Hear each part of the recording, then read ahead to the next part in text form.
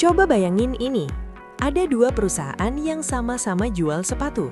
Perusahaan pertama catat pendapatannya pas uang masuk ke rekening. Perusahaan kedua catat pendapatannya pas barang diserahkan ke pembeli. Hasilnya, laporan keuangan dua perusahaan ini kelihatan beda, padahal bisnisnya mirip banget. Nah, ini masalahnya. Kalau setiap akuntan bebas bikin aturan sendiri, nggak ada yang bisa dipercaya. Makanya, akuntansi butuh yang namanya kerangka konseptual, atau dalam bahasa Inggrisnya, conceptual framework. Gampangnya, ini adalah konstitusi atau undang-undang dasarnya akuntansi. Dia yang ngatur tujuan laporan keuangan itu apa, istilah-istilahnya maksudnya apa, dan batas-batas apa yang boleh dan nggak boleh dilakukan akuntan. Di kegiatan belajar 2 ini, kita bakal bahas dua hal besar.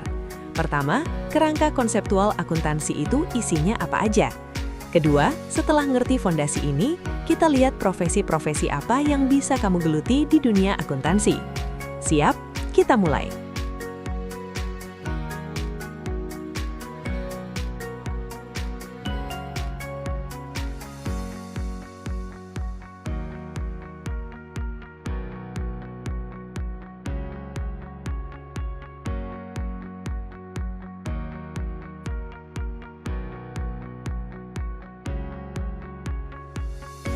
Tadi kita udah sepakat, kalau nggak ada aturan bersama, laporan keuangan gampang banget dimainkan.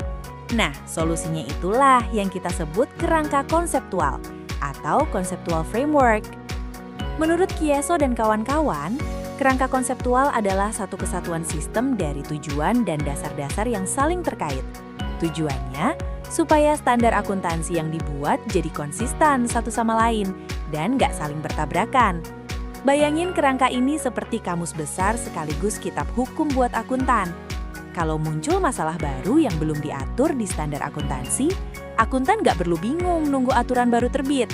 Cukup balik ke kerangka konseptual, dan jawabannya biasanya sudah ada di sana. Kerangka ini dipakai oleh banyak pihak, mulai dari yang nulis standar akuntansinya, yang nyusun laporan keuangannya, sampai auditor yang ngecek kebenarannya. Dan dasar kerangka yang kita pelajari ini diambil dari dokumen resmi yang dikeluarkan oleh IASC, yaitu International Accounting Standards Committee, sebuah badan standar akuntansi internasional. Kita sudah tahu kerangka konseptual itu fungsinya sebagai konstitusi akuntansi. Sekarang, isinya apa saja? Ternyata, kerangka ini memuat 7 komponen besar yang saling terhubung.